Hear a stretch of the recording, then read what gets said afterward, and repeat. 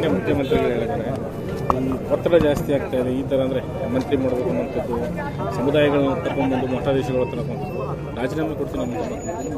ಅಲ್ಲ ನೋಡ್ರಿ, ಮುಖ್ಯಮಂತ್ರಿ ಸ್ಥಾನ ಅಂತಂದರೆ ಭಾಳಷ್ಟು ಒತ್ತಡ ಇರ್ತದೆ. ನಾನು 10 ತಿಂಗಳ ಮುಖ್ಯಮಂತ್ರಿಯಾಗಿ ಕೆಲಸ ಮಾಡಿದ್ದೇನೆ. ಆ ಸಂದರ್ಭದಲ್ಲಿ ಭಾಳಷ್ಟು ಒತ್ತಡಗಳನ್ನು ನಾವು ಎದುರಿಸಿದ್ದೇವೆ.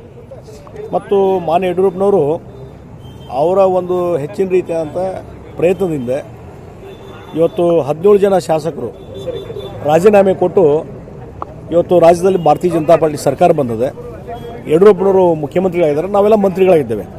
ಆ ಹಿನ್ನೆಲೆಯಲ್ಲಿ ಇವತ್ತು ಮೊದಲು ಯಾರು ನಮ್ಮ ಜೊತೆ ಬಂದಿದ್ದಾರೆ, ಹೊಸದಾಗಿ ಆರಿಸಿ ಬಂದಿದ್ದಾರೆ, ಅವ್ರನ್ನ ನಾವು ಕ್ಯಾಬಿನೆಟಲ್ಲಿ ಸೇರಿಸ್ಕೊಳ್ಬೇಕನ್ನುವಂಥ ಒಂದು ಇಂಟೆನ್ಷನ್ ಮೊದಲು ಅದು ಆಗಲೇಬೇಕಾಗಿದೆ. ಯಾಕಂದರೆ ನಮ್ಮ ಸಲುವಾಗಿ ತ್ಯಾಗ ಮಾಡಿ ಬಂದಂಥವ್ರಿಗೆ ನಾವು ಫಸ್ಟ್ ಅವಕಾಶ ಕೊಡಬೇಕು. ಅದಾದಮೇಲೆ ಉಳಿದವರಿಗೆ ಯಾವುದಾದ್ರೂ ಸ್ಥಾನ ಉಳಿದಾಗ ಅವಕಾಶ ಸಿಗ್ತದೆ. ಆ ಹಿನ್ನೆಲೆ ಇಟ್ಕೊಂಡು ಇವತ್ತು ಆ ರೀತಿ ಇದ್ದಾಗ ಇವತ್ತು ಅಲ್ಲಿ ನಿನ್ನೆ ನಡೆದಂಥ ಘಟನೆ ಹಿನ್ನೆಲೆಯಲ್ಲಿ ಇವತ್ತು ಮುಖ್ಯಮಂತ್ರಿಗಳು ಆ ರೀತಿಯಾದಂಥ ಭಾವನೆಗಳನ್ನು ವ್ಯಕ್ತಪಡಿಸಿದ್ದಾರೆ ಹೊರತು ಇನ್ನು ಜನರಲ್ ಆಗಿ ಇವತ್ತು ಡೇ ಟು ಡೇ ಅಡ್ಮಿನಿಸ್ಟ್ರೇಷನು ಮತ್ತೊಂದು ಇವೆಲ್ಲ ಈ ಹಿನ್ನೆಲೆಯಲ್ಲಿ ಅವರು ಆ ರೀತಿ ಎಕ್ಸ್ಪ್ರೆಷನ್ ಮಾಡಿಲ್ಲ. ಇವತ್ತು ಅಲ್ಲಿಯ ನಿನ್ನೆ ಘಟನೆಗೆ ಸೀಮಿತವಾಗಿ ಅವರು ಆ ಮಾತುಗಳನ್ನು ಆಡಿದ್ದಾರೆ ಹೊರತು ಬೇರೆ ಅರ್ಥ ಕಲ್ಪಿಸುವಂಥದ್ದಲ್ಲ. ಹೀಗಾಗಿ ಡೆಫಿನೆಟ್ಲಿ ಮಾನ್ಯ ಯಡಿಯೂರಪ್ಪನವರು ಇಷ್ಟೆಲ್ಲ ಒತ್ತಡವನ್ನು ಇಟ್ಕೊಂಡು ಸಹಿತಕ್ಕೆ ಇವತ್ತು ಒಂದು ಉತ್ತಮವಾದಂಥ ಸರ್ಕಾರವನ್ನು ನಡೆಸ್ತಾ ಇದ್ದಾರೆ. ಮತ್ತು ಸಂಪೂರ್ಣವಾಗಿ ಇವತ್ತು ಅವರ ನಾಯಕತ್ವವನ್ನು ಒಪ್ಪಿಕೊಂಡು ನಾವೆಲ್ಲರೂ ಸಹಿತ ಮಾನ್ಯ ಯಡಿಯೂರಪ್ಪನವ್ರ ಜೊತೆ ಇದ್ದೇವೆ, ಅವ್ರ ಜೊತೆ ಕೈ ಜೋಡಿಸಿದ್ದೇವೆ.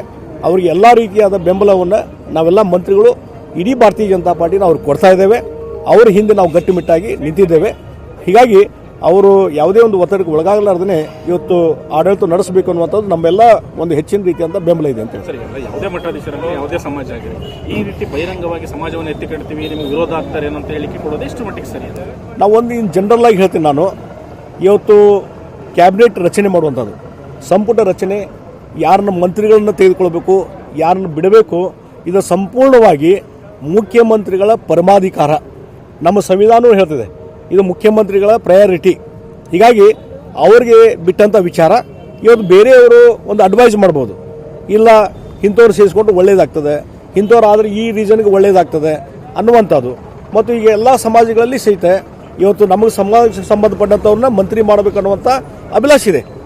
ನೀವು ಹೇಳಲಿಕ್ಕೆ, ರಿಕ್ವೆಸ್ಟ್ ಮಾಡಲಿಕ್ಕೆ ಎಲ್ಲ ಅಧಿಕಾರ ಇದೆ, ಸಲಹೆ ಕೊಡಲಿಕ್ಕೆ ಅಧಿಕಾರ ಇದೆ.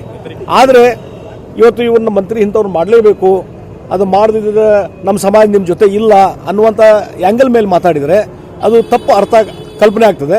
ಆ ಹಿನ್ನೆಲೆಯಲ್ಲಿ ಮುಖ್ಯಮಂತ್ರಿಗಳು ನೀನು ಹೇಳಿದ್ದು ಇವತ್ತು ನೀವು ಸಲಹೆ ಕೊಡಿ, ನಾನು ಅದನ್ನು ಪಾಸಿಟಿವ್ ಆಗಿ ತೆಗೆದುಕೊಳ್ತೀನಿ. ಮುಂದೆ ಯಾರು ಮಾಡಬೇಕು ಬಿಡಬೇಕು ಎಲ್ಲರೂ ಕನ್ಸಲ್ಟ್ ಮಾಡ್ಕೊಂಡು ನಾನು ನಿರ್ಧಾರ ಕೈಕೊಳ್ತೀನಿ. ಆದರೆ ನೀವು ಇವಂಥವ್ರು ಮಾಡಬೇಕು, ಮಾಡದಿದ್ರೆ ನಾವು ನಿಮ್ಮನ್ನು ವಿರೋಧ ಮಾಡ್ತೀವಿ, ಈ ರೀತಿಯಾದಂಥದ್ದು ಹೇಳಿಕೆಗಳಲ್ಲ, ಅದು ಅಪಾರ್ಥಕ್ಕೆ ಈಡಾಗ್ತದೆ. ಅಂಥದ್ರಿಂದ ಇವತ್ತು ಹೆಚ್ಚಿನ ರೀತಿಯಂಥ ಒತ್ತಡ ಒಂದು ಏನೊಂದು ಮುಖ್ಯಮಂತ್ರಿಗಳಿಗೆ ಪರಮಾಧಿಕಾರ ಇದೆಯಲ್ಲ ಅದನ್ನೇ ಕ್ವಶನ್ ಮಾಡ್ದಂಗೆ ಆಗ್ತದೆ. ಈ ಮುಖಾಂತರ ಸಿಎಂ ಅವರಿಗೆ ಏನು ಸಚಿವ ಸಂಪುಟ ವಿಸ್ತರಣೆ ಮಾಡಲಿಕ್ಕೆ ಸ್ವತಂತ್ರವಾಗಿ ನಿರ್ಧಾರ ಕೈಗೊಳ್ಳಾಗ್ತೇನೆ ನೋಡ್ರಿ, ಇವತ್ತು ಮುಖ್ಯಮಂತ್ರಿಗಳು ಇದ್ದಂಥವ್ರಿಗೆ ಒಂದು ನಾಯಕತ್ವ ತೆಗೆದುಕೊಂಡಾಗ ಇವತ್ತು ಎಲ್ಲ ಕಡೆಯಿಂದ ಡಿಮಾಂಡ್ ಇದೆ, ಬೇಡಿಕೆ ಮಾಡ್ತಾರೆ. ಆ ಸಂದರ್ಭದಲ್ಲಿ ನಿರ್ಧಾರ ಕೈಗೊಳ್ಳಿಕ್ಕೆ ಆಗುವುದಿಲ್ಲ ಅಂತ ನಿರ್ಧಾರ ಮಾಡೇ ಮಾಡ್ತಾರೆ ಕೊನೆ ಹಂತದಲ್ಲಿ. ಆದರೆ ಎಲ್ಲರದು ಒಂದು ಸಲಹೆ ಕನ್ಸಲ್ಟೇಷನ್ ಮಾಡುವಂಥ ಪ್ರೊಸೆಸ್ ನಡೀತದೆ, ಅದು ನಡೀಬೇಕಾಗ್ತದೆ. ಅದಾದಮೇಲೆ ಅವರು ಸರಿಯಾದಂಥ ನಿರ್ಧಾರ ಕೈಗೊಳ್ತಾರೆ ಅಂತ ನಾವೆಲ್ಲ ಹೋಪ್ಸ್ ಇಟ್ಕೊಂಡು